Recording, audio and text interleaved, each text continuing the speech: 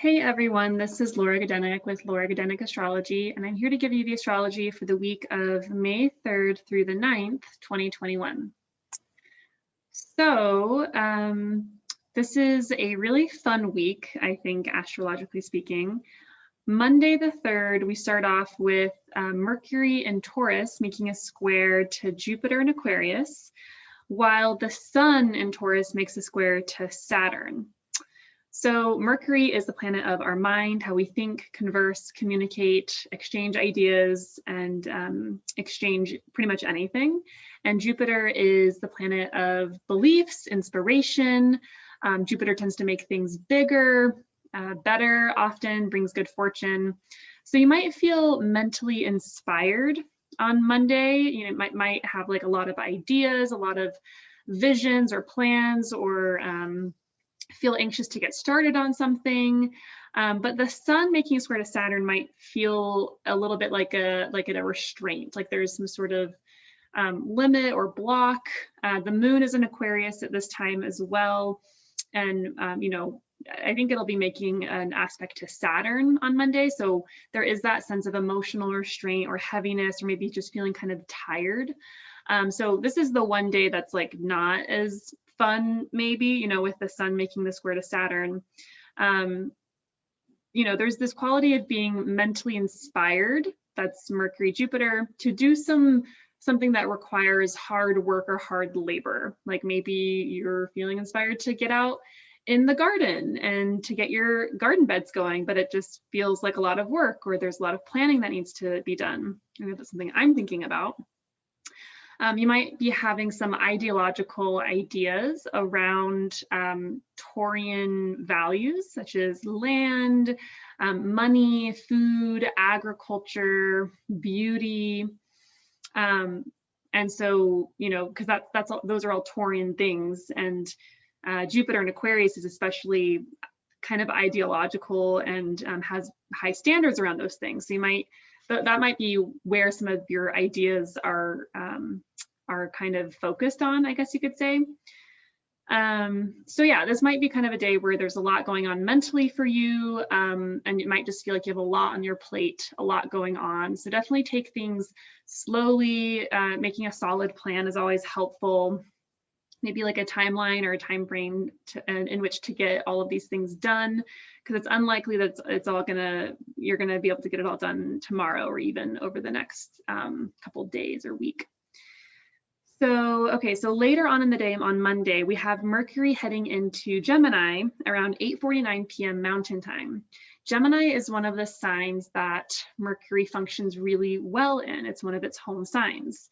So therefore, the Mercury ruled houses in your personal birth chart should also function pretty well. Now, Mercury will be retrograding in Gemini later on in the month. So Mercury retrogrades from May 29th through June 21st in Gemini. So this part of your chart, whichever part of your chart has the sign of Gemini on the cusp, will be getting a review later on, like at the end of this month. But until then, for the first week or two with Mercury here, Mercury's very strong. Mercury wants to play, Mercury wants to talk and converse, Mercury wants to have fun. This is a really, really good placement for Mercury. So things, you know, the Mercury ruled houses in your chart, so Gemini and Virgo, should function relatively or extremely well over the next couple of weeks before Mercury turns retrograde.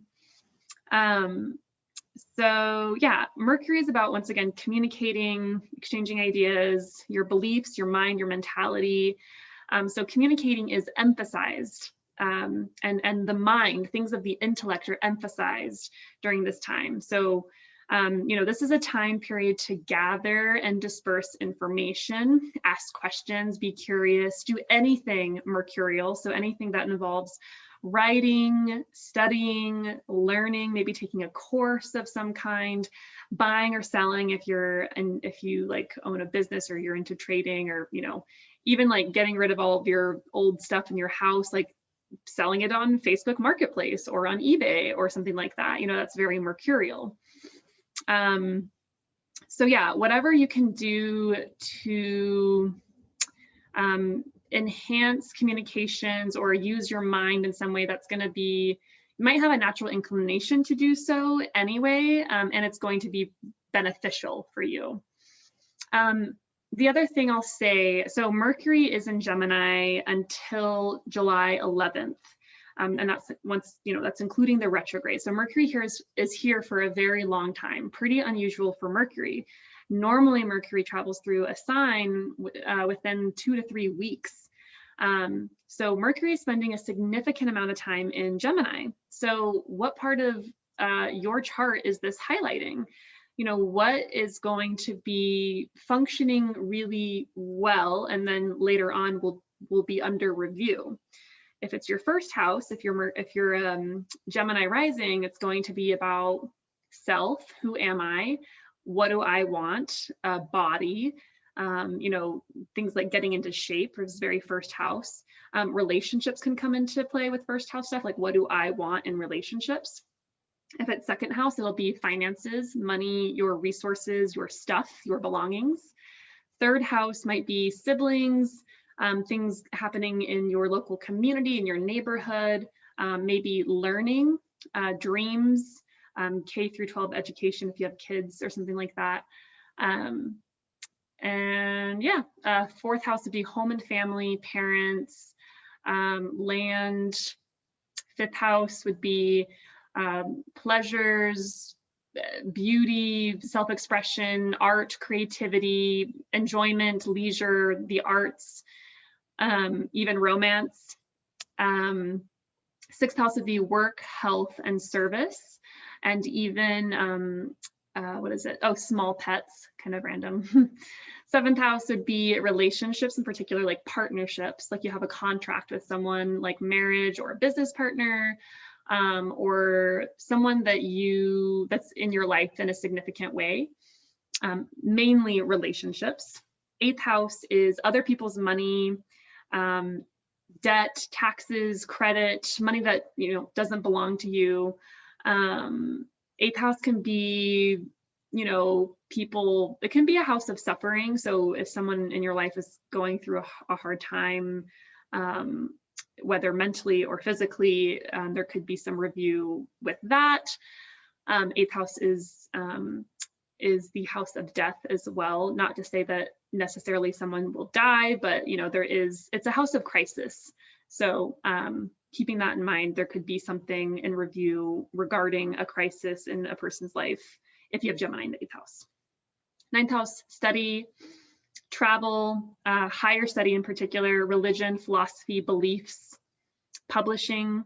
I forgot to mention third house is writing as well, kind of the opposite of the ninth.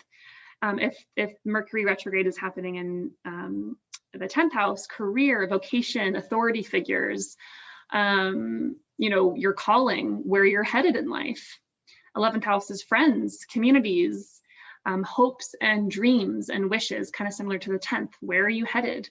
And do you have the people, like, do you have the connections you need to get where you need to go? 12th house is places of isolation, and it is also another house that is having to do with suffering a bit, places of isolation like hospitals, prisons, monasteries, convents, so it's the place where we struggle with dark night of the soul material. So Mercury retrograding there could also just look like going deeply within, doing a lot of introspection, spending a lot of time in solitude alone in some way or another. Anyway, that's kind of a short overview of kind of what to look out for with Mercury entering Gemini. But Mercury in Gemini likes to play, likes to have fun, likes to have verbal banter, likes to play tricks and jokes. You might find yourself wanting to like get involved with like trivia or some sort of like verbal word game or something like that. And Venus is going to head into Gemini later in the week, and that's Then Venus will be looking to Mercury, which rules the sign of Gemini, as kind of her lord, so to speak. So that's going to be a really fun, flirty, mischievous, playful placement for Venus, but I'll get there. Before Venus heads into Gemini, she makes a trine to Pluto on Thursday the 6th. And this is kind of I think this is her final aspect in Taurus, her home sign. So Venus is the planet about relationships, love and beauty and connection and sensation, luxury, sensualness. And this might be a time where there are some deep insights into relationships that are very positive and productive. There might be intense, deep sensual pleasure, even things like sex could be brought up, be a major theme for the day. There could be a huge focus on beauty. It could possibly be a good time to make investments. Don't quote me on that, but Venus does attract, and Taurus represents finances, and Pluto can also be money. Perhaps your beauty ideals are transformed. Maybe your aesthetic is changed or transformed in some way. Maybe there could be some sort of makeover that you undergo, make yourself more attractive. So there's that to look forward to. Saturday the 8th, Venus makes the square to Jupiter in Aquarius in the morning. So this weekend feels very sensual, sensuous, a huge focus on beauty and pleasure.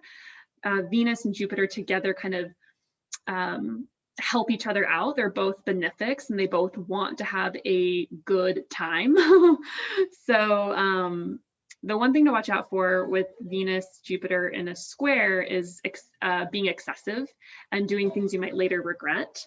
So spending money excessively, indulging in general, but it should be a good day full of pleasure and luxury and intellectual conversations as well with Jupiter and Aquarius, and should just be really, really good day, whatever that is for you, whatever two parts of your chart coming together, it should be just very pleasurable and maybe a bit ecstatic as well. Once again, Venus heads into Gemini on Saturday the 8th. So what does Venus do? Venus attracts. And Gemini is about duplicity. It's about two, it's the twins, it's double, so there's this kind of, I'm thinking like relationships might involve more than one person. You might be maybe interested in two separate people. Maybe you develop a friendship and you kind of form like a group of three. That's very like Gemini. Relationships in general are going to be, once again, more playful, flirty, mischievous, a lot of verbal banter, wordplay in relationships. Yeah, Venus in Gemini delights in conversation and connects through conversation and through the intellect. So whatever part of your chart has Gemini, once again, good things are coming. There's good fortune coming your way before we have that review session when Mercury goes retrograde. And Venus will be here for pretty much the whole month. And once again, or something else to remember is that this is the area of your chart where Venus retrograded last year. So this was, I think, oh my gosh, I think this was last June, if I'm not mistaken. So thinking back to then, themes from that time period could be resurfacing and could be kind of coming to a completion of sorts. And maybe I will look at those dates in particular and mention that in next week's video when Venus was retrograde in Gemini last year. I'll give you more information on that next week. So yeah, that is the week ahead. It's overall really yummy, delicious, like very fun, playful week. And if you have any questions, feel free to comment and I'll try to answer them. And I hope you have a wonderful week. It should be pretty good. And I'll be back next week with another astrological update. All right, bye.